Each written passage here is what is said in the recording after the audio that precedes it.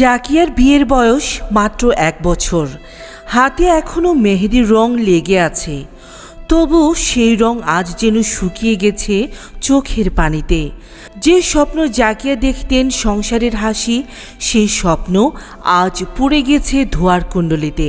হ্যাঁ, ফুলবাড়িয়ার আলম এশিয়া পরিবহনের বাসে দুর্বৃত্তের ছোড়া আগুনে শেষ হয়ে গেল এক মানুষের জীবন।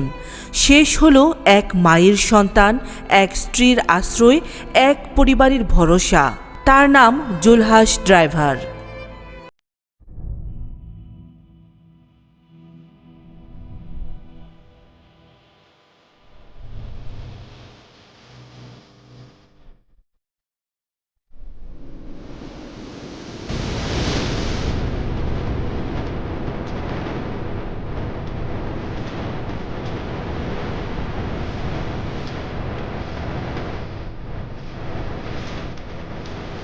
সবার মনে এখন একটাই প্রশ্ন, জ্বালিয়ে মানুষ মারা এ কোন রাজনীতি? জ্বালিয়ে গাড়ি, ব্যবসা প্রতিষ্ঠান পোড়ানো এ কোন মানবতা? কোন গণতন্ত্রের ভাষা? পড়ছে মানুষের বিশ্বাস, মানুষের স্বপ্ন।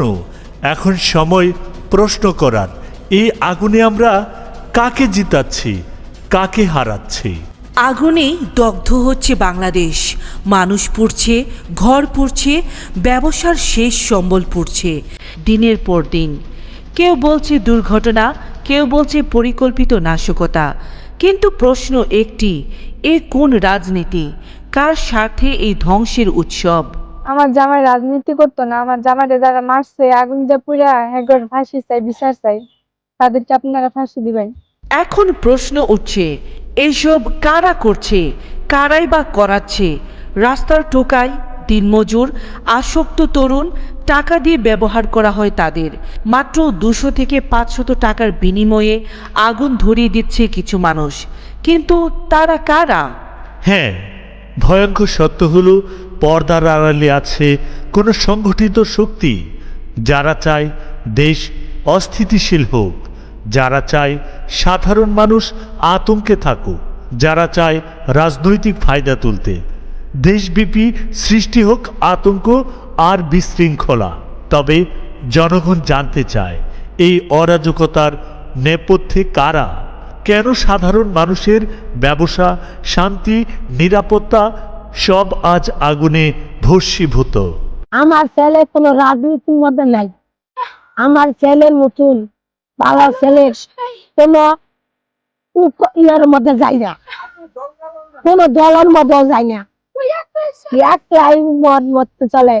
খুব পাইছে আমি দলের মধ্যে গেলে কোন রাজনীতি আমার রাহে, তোমার যদি ক্ষতি হয়ে যায় তাহলে তোমার একটা দেখবো। তোমার যদি না দেয় মানুষটাই আমার তো একমাত্র তোমার দেউনের আমি আছি। আমার একটা বই আছে, একটা বাইকনা আছে, একটা মা আছে, এরই সারা কেরা দেখবো? এরই এই পৃথিবীর মধ্যে কেউ তোমার দরদি নাই। আমার গ্রামের যারা আগুন লাগাইয়া নিরীহ মানুষ মারে, তারা এই ঘটনা ঘটায়। এবারে আমি আওতার আমরা আগের আওতায় এবারে আমরা ফাঁসি চাই, প্রচুর ফাঁসি চাই। হ্যাঁ, এটাই প্রশ্ন। রাজা আসবে, রাজা যাবে, ক্ষমতার পালা বদল হবে, কিন্তু সাধারণ মানুষেরই তো এই দেশ। তাদের ঘর পুড়ে যায়, তাদের দোকান বন্ধ হয়ে যায়, তাদেরই সন্তান নিখোঁজ হয়, তাদেরই জীবন চলে যায় ধোঁয়ার কুণ্ডলিতে।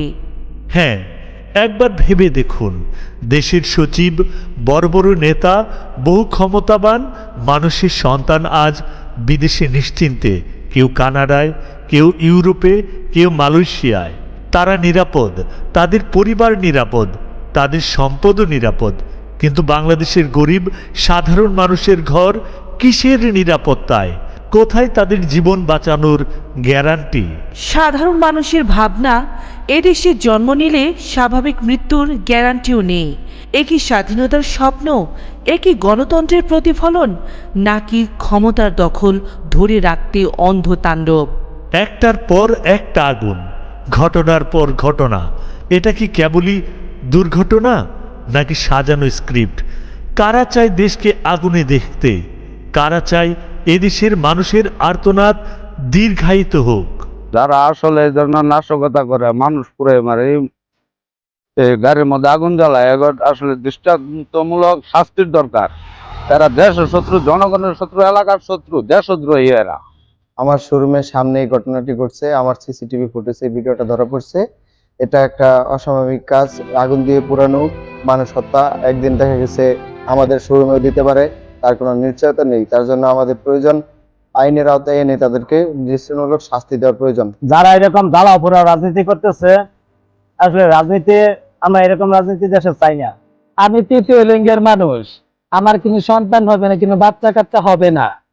এই যে একটা মানুষকে পুড়ে মারেছে, তার আমি বিচার চাই, কঠিন বিচার চাই। পরিবারের মধ্যে এরকম একটা ঘটনা ঘটছে, যেই করুক, মানুষের মায়ের বুক খালি করছে, তার জন্য একটা কঠিন বিচার চাই। আগুন দিয়ে জ্বালানো পুরানো কিন্তু এটা রাজনীতি বলে না, যেন রাজনীতি বলা হয়। একটা আতঙ্ক সৃষ্টি করছে, এটা তো রাজনৈতিক মধ্যে আসে না। জ্বালাও পুরাও রাজনীতি আমরা চাই না। ক্ষমতাসীন কেউ বলছে সন্ত্রাসীরা করেছে, বিরোধীরা বলছে এসব সাজানো নাটক। কিন্তু এই দোষারোপের খেলায় লাভ কি সাধারণ মানুষের? লাভ হয়েছে শুধু আগুন লাগানো শক্তির, আর ক্ষতি হয়েছে হাজার হাজার পরিবারের। যে টোকায়, যে অসহায় মানুষটিকে সামনে আনা হয়, সে হলো কেবল বলির পাঠা, টাকার প্রলোভনে ব্যবহার হয়। কিন্তু মূল মস্তিষ্ক, মূল আয়োজনকারীরা কারা? তারা অন্ধকারে, তারা নিরাপদে। এদেশের জনগণের সম্পদ কেন এত সহজে নষ্ট হয়? কেন শিশু থেকে বৃদ্ধ কেউই নিরাপদ নয়? আমরা সাধারণ মৃত্যুর গ্যারান্টি চাই, কিন্তু এদেশের জনগণের সম্পদ কেন এত সহজেই নষ্ট হয়? কেন শিশু থেকে বৃদ্ধ কেউই নিরাপদ নয়? বাংলাদেশের মানুষ আজ একটাই দাবি তুলছে, আমাদের বাঁচতে দাও, আমাদের স্বাভাবিক মৃত্যুর গ্যারান্টি দাও, আমাদের ঘরবাড়ি, দোকান, জীবন আগুনের রাজনীতির হাত থেকে রক্ষা করো। এই দেশ কারো একার নয়, এটা 18 কোটি মানুষের। আগুনে ভয় দেখিয়ে ধ্বংসের আগুন ছড়িয়ে একটি জাতিকে কখনোই থামানো যাবে না। জনগণের শক্তি, জনগণের জয় হবে, জয় হবে গণতন্ত্রের।